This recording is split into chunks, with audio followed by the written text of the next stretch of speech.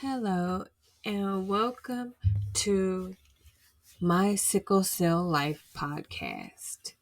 I am your host, Janquisha Phillips, and I am a 34-year-old sickle cell SS patient. Today, on the My Sickle Cell Life podcast, we are going to be talking about pain.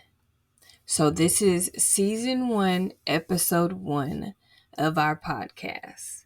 And this episode is about pain and how we as sickle cell patients deal with pain and how the medical community would like us to deal with pain and how we are stigmatized a lot of times because of our pain. But I know that my voice can have an impact in the sickle cell community and maybe in the future in how things are judged and how policies are made and maybe how they view sickle cell and how they view sickle cell patients and how they maneuver and work with sickle cell patients. I know that I can have an impact. So even though I've been running, I'm here today to help. I'm here to help the collective. I'm here to help push the sickle cell community forward. I'm here to help maybe open the minds of doctors in the way that they think about sickle cell and sickle cell pain and all of that.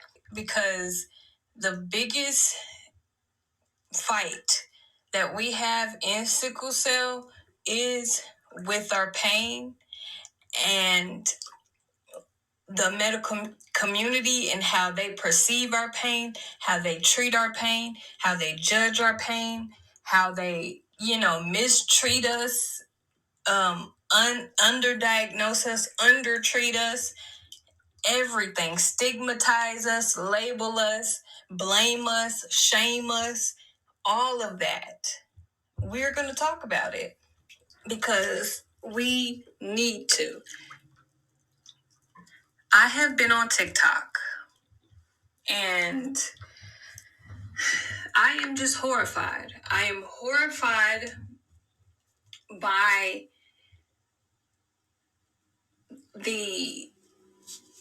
some of the skits that I'm seeing from the medical community, from nurses, from doctors that actually think it's funny also. And I'm seeing a lot of dialogue going on with a lot of people blaming, and shaming people for having to take opioid medication and what's proper use, what's misuse, what's abuse, who is abusing it, what an abuser looks like, all of these things I am seeing. And it's a lot. Because pain is a ever evolving, ever, I don't know. It's a problem. It's a problem that is ever evolving, and the conversation around it is ever changing. And the conversation around how to treat pain properly is ever changing.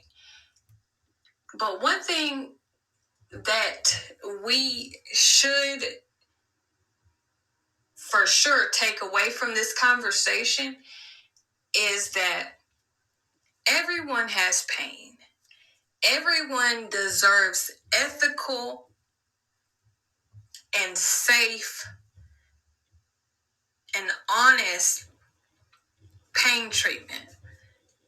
Everyone deserves it, no matter what disease you have, what ailment you have. If you're a healthy person that just has pain from certain body parts, or if you're a person with chronic diseases and illnesses that has pain due to that disease or illness, anybody on the spectrum, from the very healthy to the very sick, we all deserve ethical, safe, pain, adequate pain treatment. Point blank, period. Full stop. Okay? Full stop.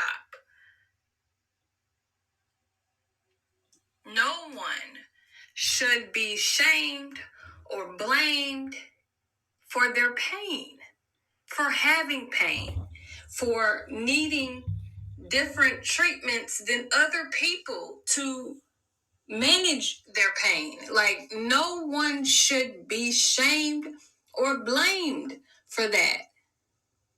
No one should be looked down on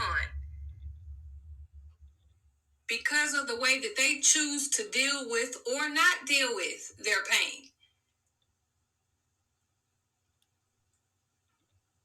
Like, if you go to the ER all the time, or you don't go to the ER at all for your pain, when you get there, you should still be treated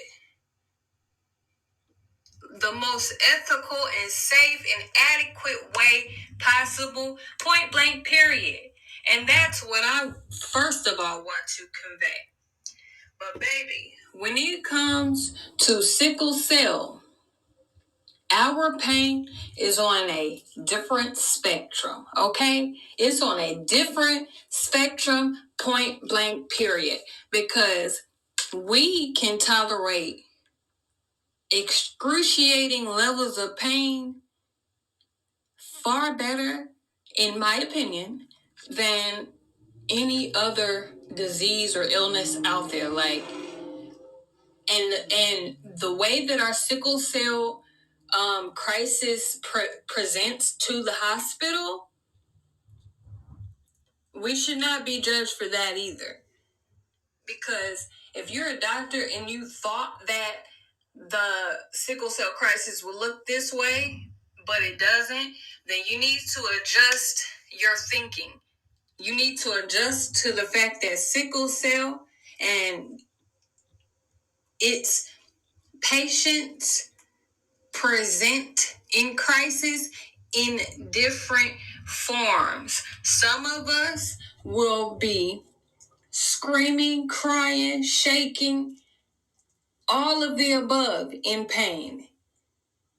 And some of us will look you straight in your face and look normal, but still be going through excruciating pain. And the reason why I know that is because I have experienced both many times. There have been many times where I have been in excruciating pain, but I've been able to hold it together long enough to get to the ER and say what my problem is calmly before it gets out of control. And there's been times where I couldn't speak because I was in so much pain. Okay? So the crisis presents in different ways. But for some doctors, they think that if you are not, especially these ER doctors, they think that if you are not screaming, crying, yelling, shaking, can't talk, can't walk, can't do, like, they feel like if you are not going through that, you should not be here. I know they feel that way. The only thing they can do, they can all but say that to you. Basically, they can take forever to come to your room. The nurse takes forever getting to you because they feel like, well, you're not screaming and crying and cussing and fussing, so we can put you on the back burner, and we can make you wait 2, 3, 4, 5 hours before we come and see about you, because you are not bending over, screaming and hollering in pain. So you really shouldn't even be in this ER right now. And I say BS. I call BS on that. There are going to be different ranges of how a sickle cell crisis presents to the ER or doctor's office or wherever. So not all of us are going to come to you crying. Some of us are going to walk in with a straight face and need a freaking blood transfusion and shouldn't be walking. But we will, because I've done it. I know there's been many times where I wanted to scream, but I was perfectly quiet. I wanted to yell, but I was silent. And there's times where I've screamed.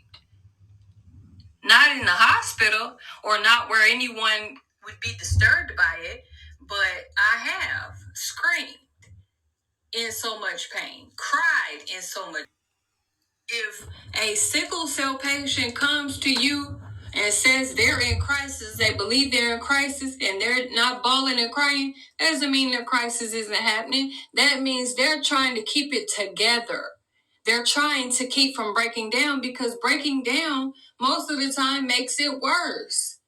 When I do all of that yelling and hollering, most of the time it makes it worse. So I try to stay composed to keep it from getting to the rate where I can't keep it composed anymore. Okay? That's the only thing that I've learned how to do as a sickle cell patient, is mask how I'm feeling.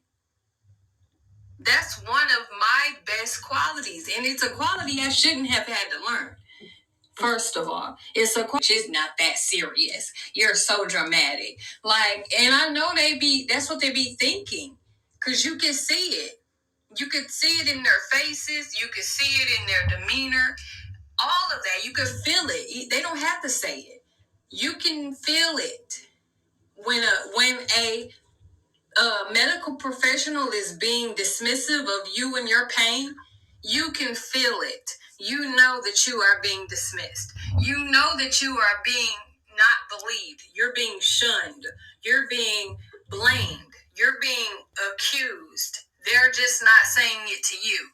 But I bet you all that nurse friend knows and all their doctor friends know that this patient right here is probably faking.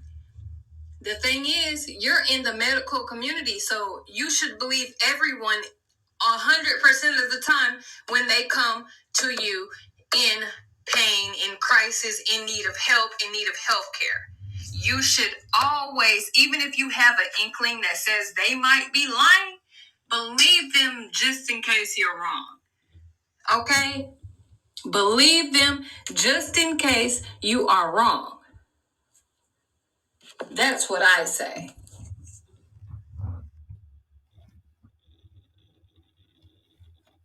Us to move forward with the explanation of sickle cell pain and the discussion and everything, I am going to read what sickle cell is as far as textbook definition. And we are getting our definition from the Mayo Clinic website. This is mayoclinic.org. And so let's read together. A sickle cell anemia is one of a group of inherited disorders known as sickle cell disease. It affects the shape of red blood cells, which carry oxygen to all parts of the body. All parts of the body. Okay? Red blood cells are usually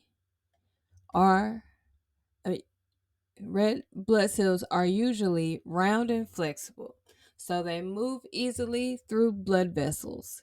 In sickle cell anemia, some red blood cells are shaped like sickles or crescent moons.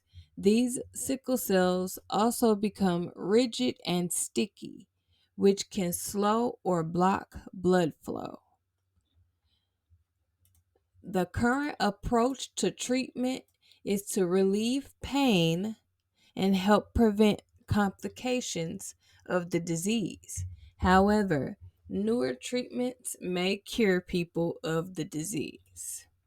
Now, those newer treatments that they speak of, we will discuss in a different podcast episode.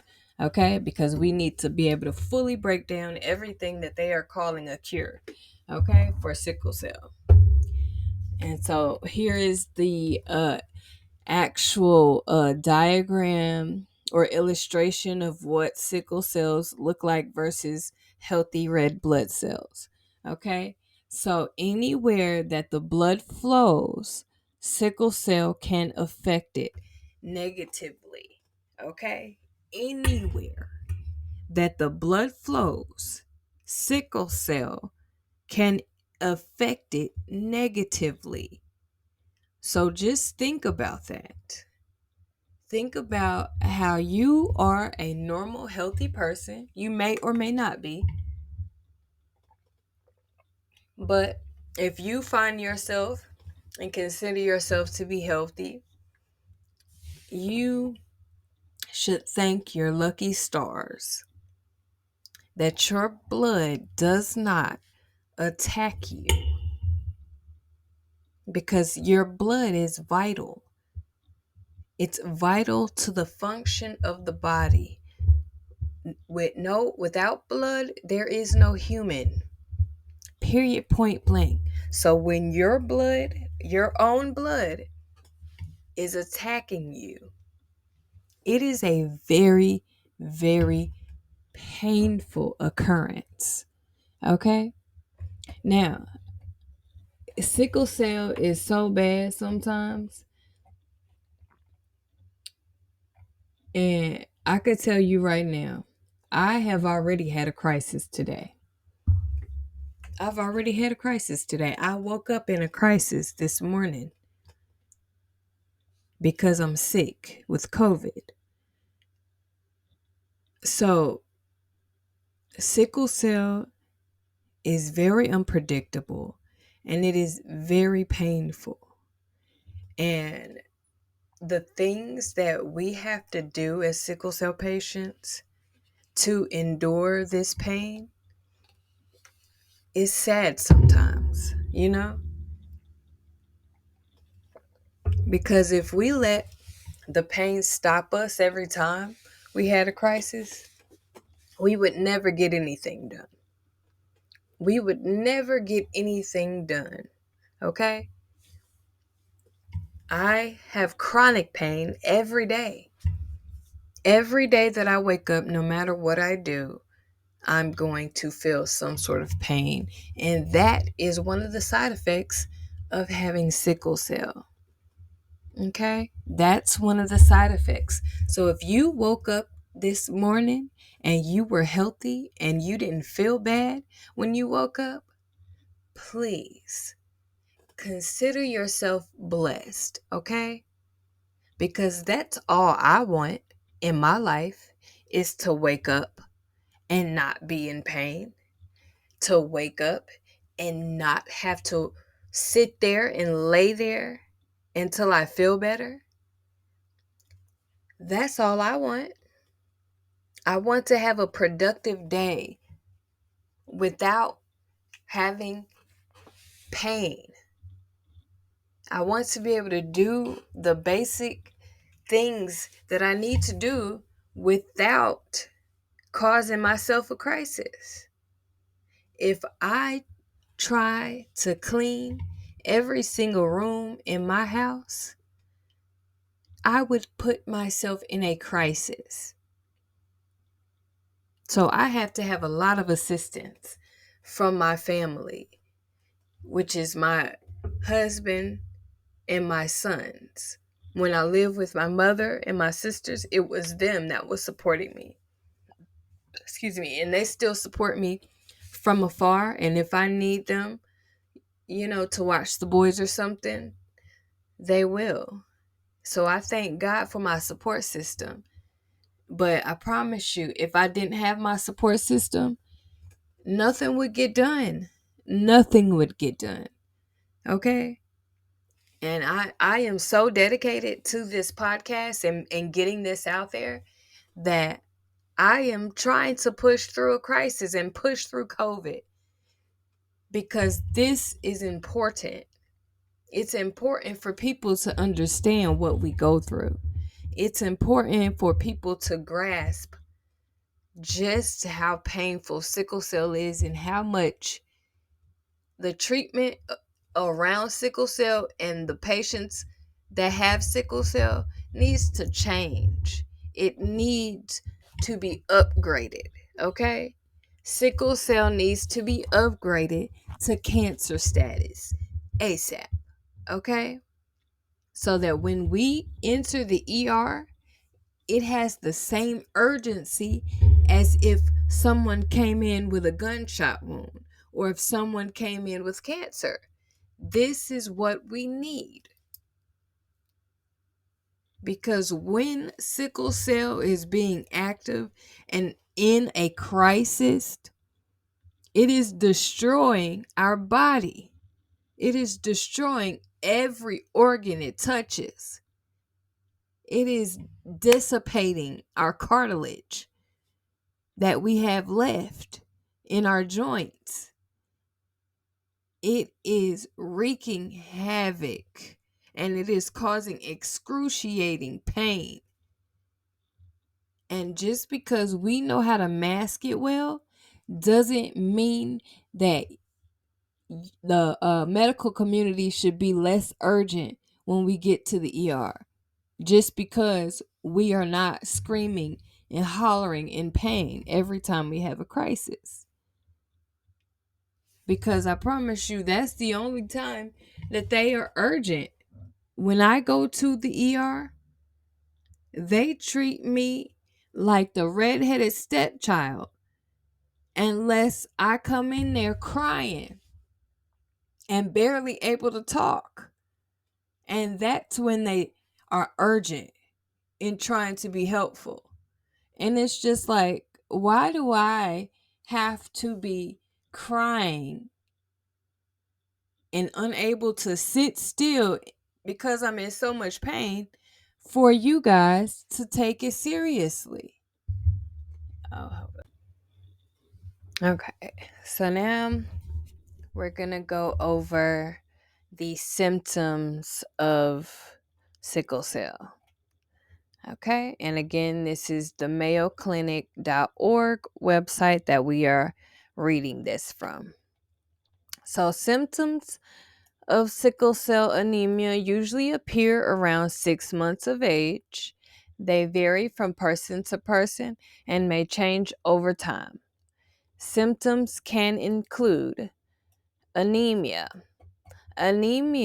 Sickle cell breaks apart easily and die. Typical red blood cells usually live for about 120 days before they need to be replaced, but sickle cells usually die in 10 to 20 days, leaving a shortage of red blood cells. This is known as anemia. Without enough red blood cells, the body can't get enough oxygen. This causes fatigue. And so this is why we feel tired all the time, because of anemia, because of the lack of red blood cells that we have in our body. Because while your body, if you're normal, your body and your red blood cells will last 4 months, and mine will last 2 weeks or a little over if I am lucky. So just think about that. 120 days versus 10 to 20 days. So the fatigue is out of this world. When I say I'm tired all the time, I am tired.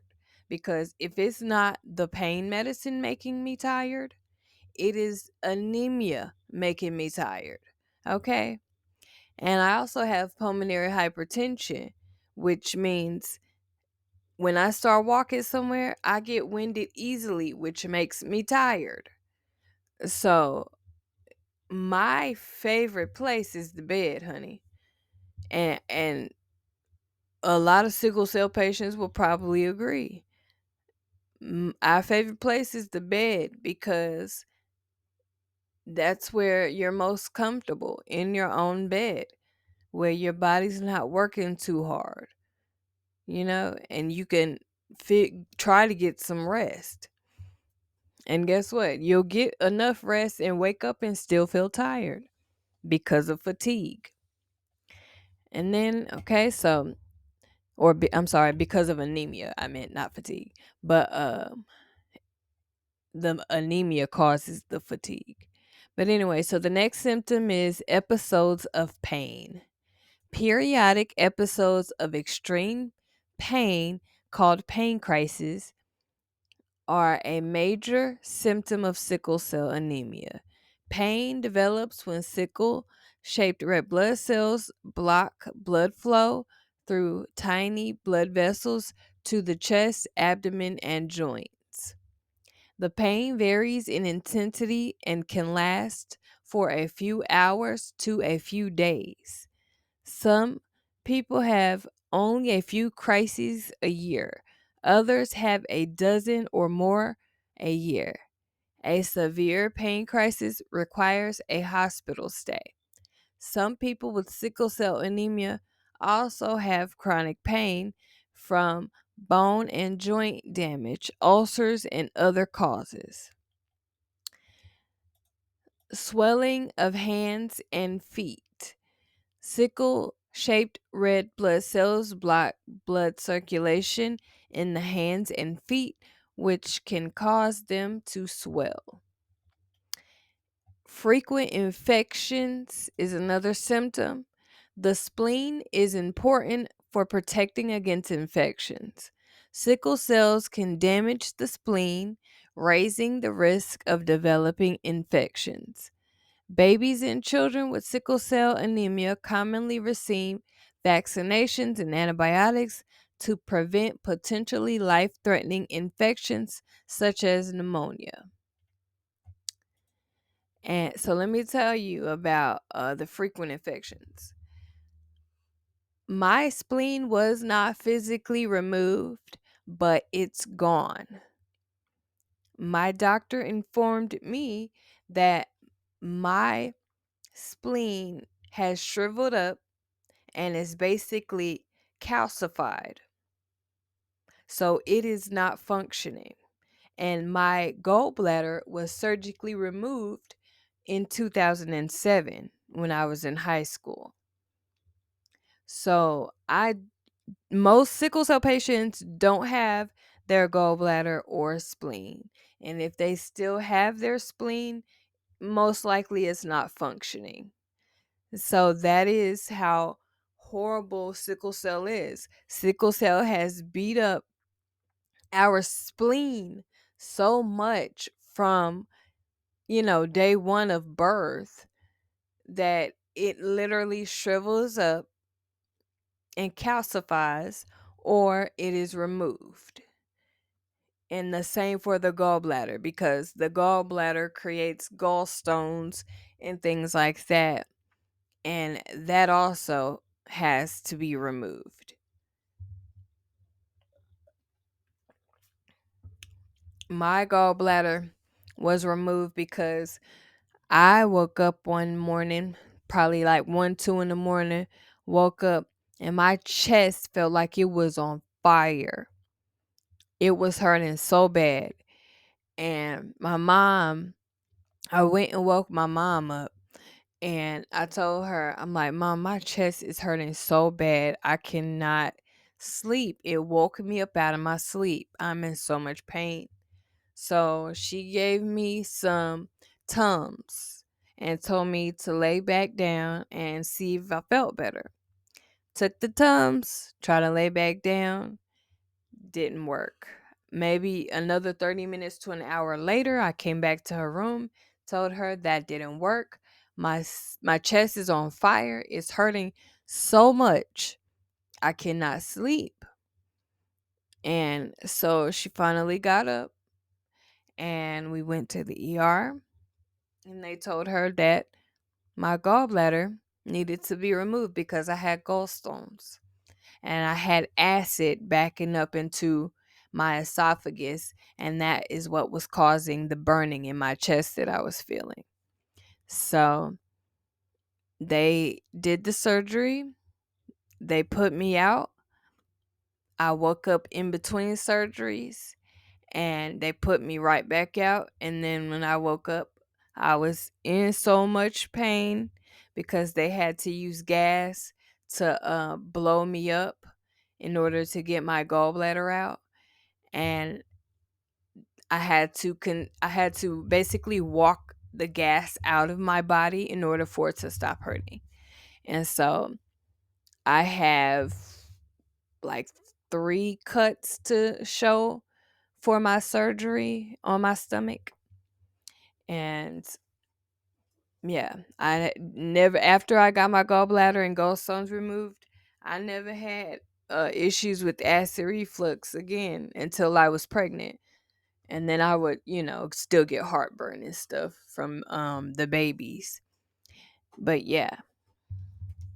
So now the next symptom is delayed growth or puberty. Red blood cells provide the body with the oxygen and nutrients needed for growth. A shortage of healthy red blood cells can slow growth in babies and children and delay puberty in teenagers.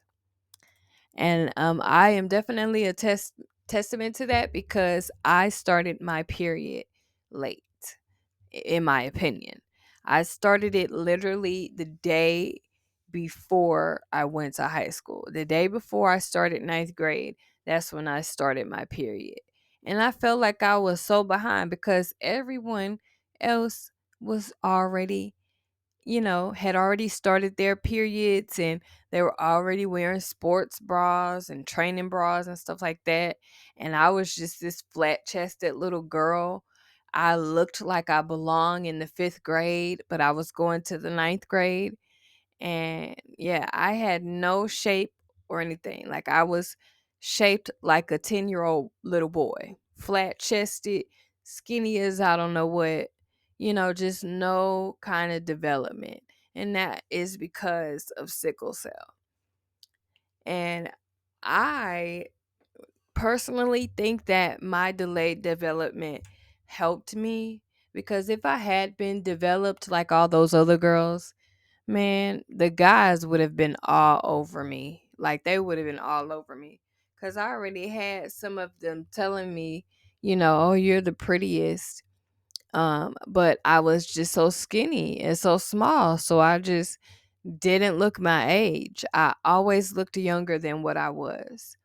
And so even though I was in high school, I looked like I belonged in elementary school still.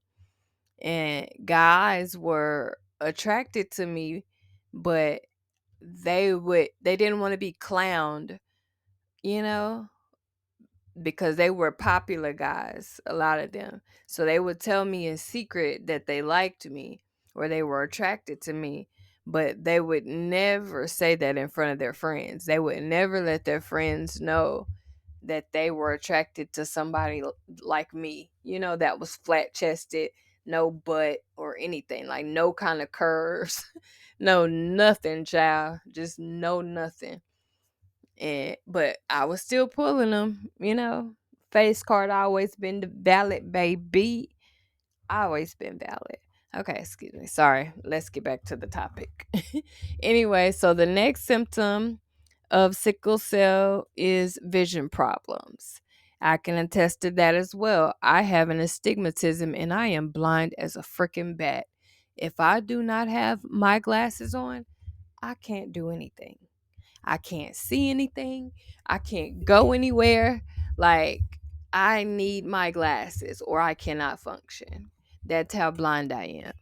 Like, I'm literally amazed that I don't need like a little walking stick and stuff because I cannot see when I take off my glasses.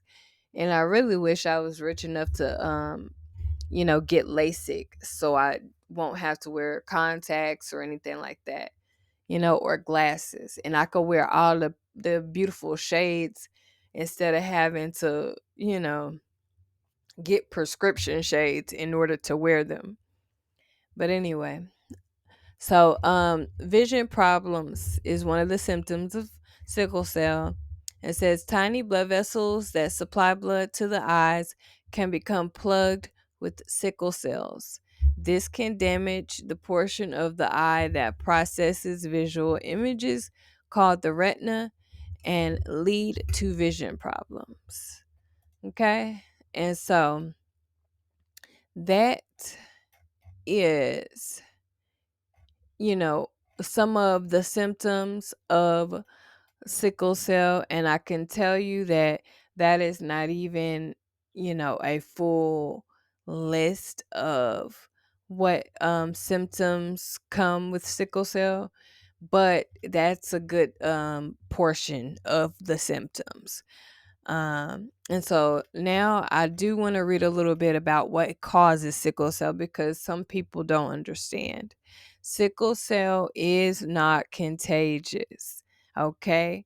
Sickle cell is not a sexually transmitted disease. You cannot get it from having sex with someone with sickle cell. You cannot get it by being close to someone with sickle cells. The only way that you can get sickle cell is if your parents have the disease or the trait or some variation of that. Okay? So both parents can have the trait, like mine. Both of my parents had the trait, which gives you a 25% chance of having a kid with sickle cell. And so I was that 25% with my parents. But you can also have two parents that have the disease, and every single child they have will have it. If both parents have the disease, every child they have will have it. Now, if one person has the disease and the other one doesn't, then all of their children will have the trait, sickle cell trait, which means that they just have to be careful who they procreate with, because their child could potentially have sickle cell disease or trait. So depending on what their partner has. Now, if one person has sickle cell disease and one person has sickle cell trait, I believe it's like a 75% chance of your child having um the disease, and like a 25% chance of them only having the trait. Uh so yeah. And then if, like I said, if both parents have the trait, that's a 25% chance of um your child having the disease, which was like me. I will also add a diagram in here to show how sickle cell is passed down through the genes of your parents. So, but first, let's read this: the causes of sickle cell. Sickle cell anemia is caused by a change in the gene that tells the body to make hemoglobin.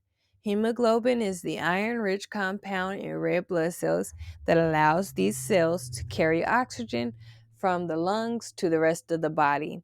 The hemoglobin associated with sickle cell anemia causes red blood cells to become rigid, sticky, and misshapen.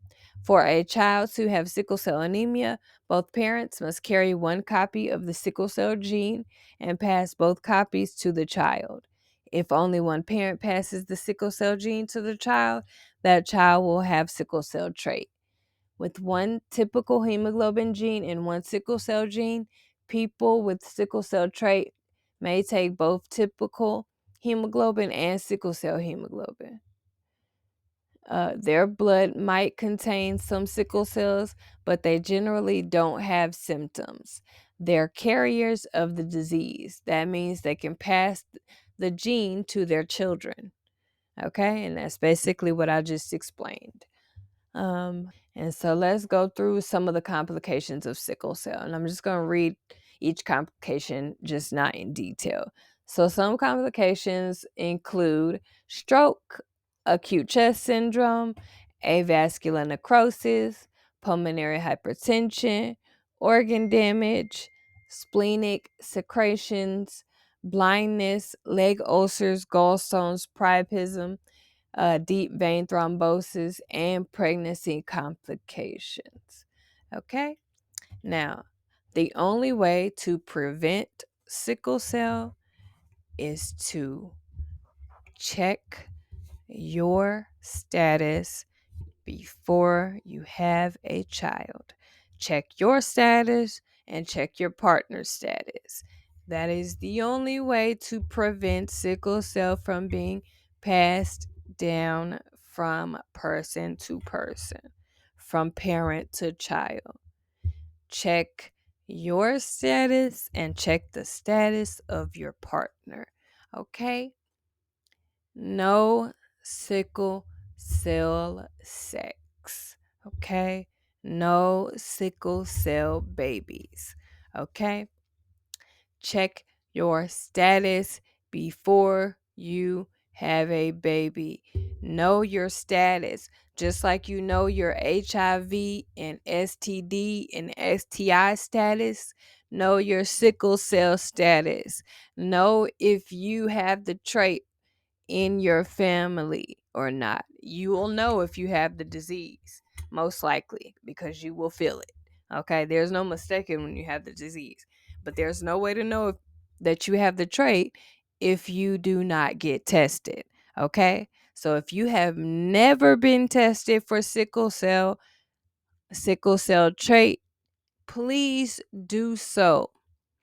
Also, to my African American community, we, as sickle cell patients, require blood transfusions a lot throughout our lives. And it is better for us to have donors of the same race. And unfortunately, Black people are the least to donate blood. So, this is my time to implore you to donate if you are a Black person. Please help me out and please help my fellow sickle cell warriors out. We need you guys, okay? We need your healthy blood to help us continue to live, okay? So, if you are Black and you are listening to this podcast right now, please donate blood.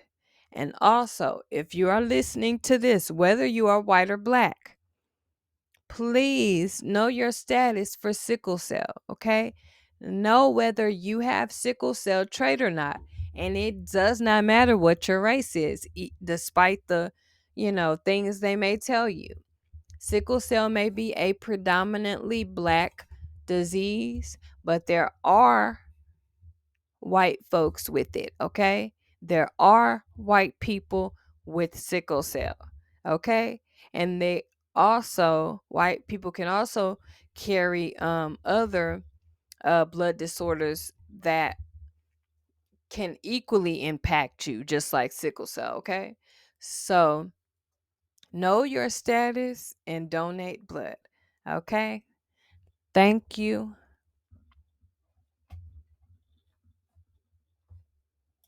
Up and coming hematologists, oncologists, especially people that are going to be in hematology, oncology, or in sickle cell care, cancer care, stuff like that.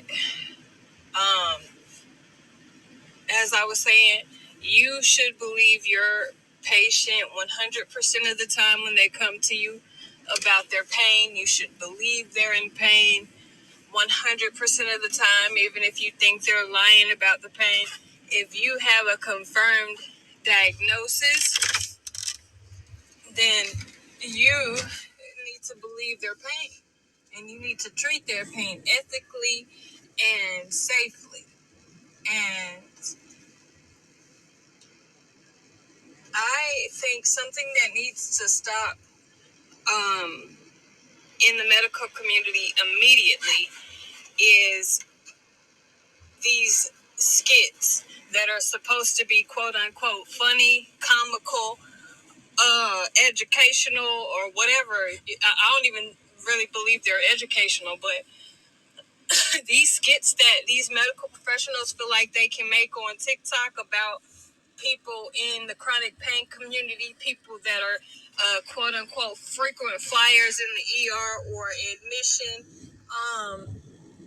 These skits need to stop because they're not doing anything but stereotyping patients and stigmatizing patients. That's all it's doing. It's not funny. It's not cool. It's not to lighten up, your job or anything. Like, you may find it funny, but as you can see, a lot of patients, especially chronic pain patients that find themselves in the hospital a lot, like sickle cell patients like myself, we don't think it's funny. It's not funny. It's not funny that we are stigmatized as a frequent flyer, and that is put in conjunction with pain and lying about the pain to get pain medication.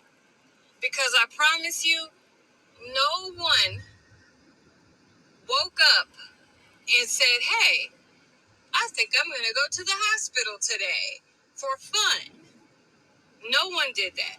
No one grew up and said, hey, I want to be a frequent flyer, called a frequent flyer because I go to the ER a lot, as a life goal. None of your frequent flyers, I promise you, that wasn't their mission. They didn't dream as a little kid, oh, I'm going to be a frequent flyer when I grow up. It didn't happen. Okay? So the patients that you are talking about are real people with real feelings. And they had real goals and dreams in their life once upon a time as well, okay? When I grew up, when I was younger, all I wanted to be was an actress my whole life. Sickle cell had another plan for me. And now I'm what you may call a frequent flyer in your ER or hospital because I suffer from a chronic illness that is excruciatingly painful. Okay? So I'm a real person. I had real goals. I had real ambitions. And being in a hospital bed, in a hospital, was not on my to-do list. It just happened that way, It wasn't planned. Okay? Because if it was planned, I promise you I would make it look a lot better. If I had planned this, I would make it look a lot better, okay? So, if you are going to be in the medical field and you want to have a TikTok career, I think you need to pick one. I think you need to pick what you want to do because you're either going to care for your patients without judgment, or you're going to judge them and you can be out of the profession because no one that is in the healthcare profession should be judging anyone for how their life turned out or ended up, or for where they are, or for finding themselves in the ER a lot more than they would like to be. Like, no one, that should not be a skit that I could watch on TikTok because it's not funny. Like, There's other things that you can laugh at and make fun of and you know, try to lighten your load with. There's other things you can do besides that. Okay? Maybe try to figure out if you believe this person is abusing drugs or is an addict, maybe try to help them. Maybe try to figure out why. Maybe try to be one of the nurses that is shows them compassion instead of judging them and writing them off. Because even if they are an addict, they're an addict for a reason. Something happened. Something happened to where they landed where they are.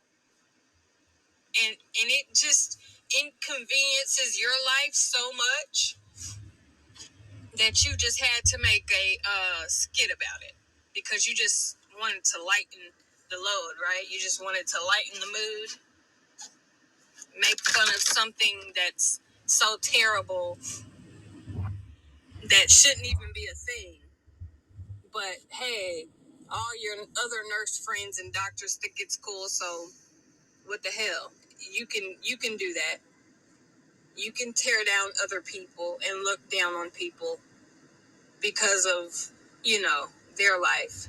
Because they were not born with perfect genetics and a perfectly healthy body that has never experienced any real pain ever. You know, like, we weren't afforded that, okay? So just be happy that you don't understand that and that you think it's funny. You should be happy of the position. And I also saw someone replying to a comment where a nurse was like, I don't understand why someone would need oxycodone every 4 hours and then still need more medication after that. Well, baby, if you don't understand, be glad that you don't understand, okay? Be glad that you are in the percentile where you do not have the inconvenience. Percocets every 4 hours and still in excruciating pain. Please give yourself a round of applause for not understanding that. Because you should be really thankful you don't understand, okay? Because I do. I have the joy of knowing how it feels to have had enough medication to kill a fucking horse. But your pain, excuse me, in the F-bomb, but my pain still isn't being controlled. I've had that unfortunate, experience more times than I like to count. Okay? So I do understand why someone would need it. And if I could make it through nursing school, I would be the nurse to be like, I'm coming, baby. Every 4 hours you need it, I got it. And if you need more, I'm going to call the damn doctor and we're going to get more. Because guess what? I know how it feels. I know how it feels. And it's not a walk in the fucking park. Excuse my language again.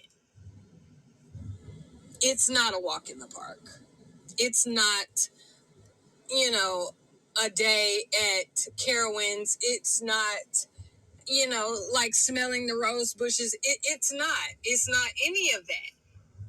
So if you don't get it, thank God, Jesus, Mary, Joseph, everybody, whoever you pray to, thank them for that, for not being able to understand that. Thank them. Thank your lucky stars that you don't understand. But for the rest of us, we would like the medical community to stop.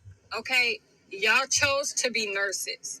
So be a nurse, show compassion, show empathy, and stop trying to be TikTok famous doing these skits that you think are lighthearted and in jest when they're everything but that. Literally.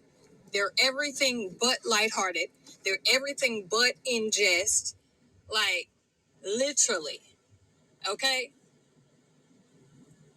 Because if you want to be on TikTok, be on TikTok.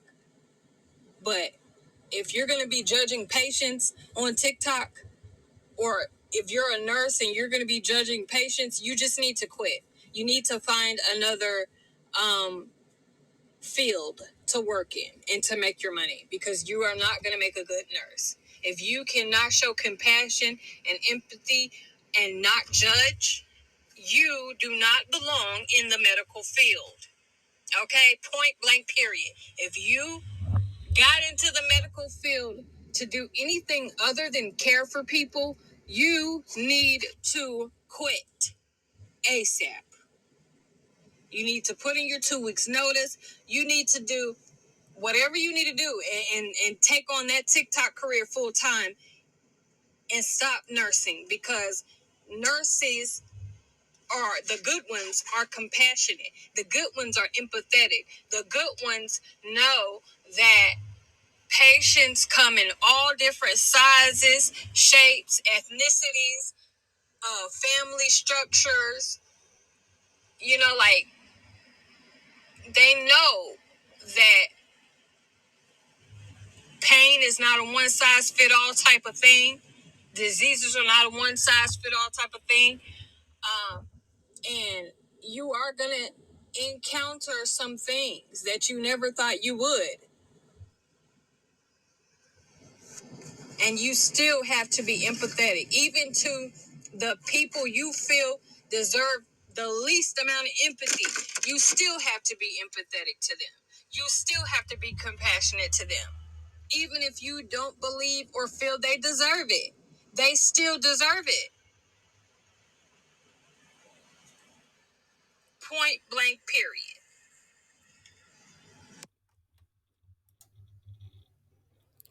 I'd like to thank you for making it to the end of this podcast. If you would like more episodes like this, please remember to first subscribe to the podcast channel so that you can be alerted when a new episode is uploaded. Please also subscribe to our YouTube channel, like, share, and comment. Thank you for your love and support, and we will see you in the next episode of my Sickle Cell Life podcast.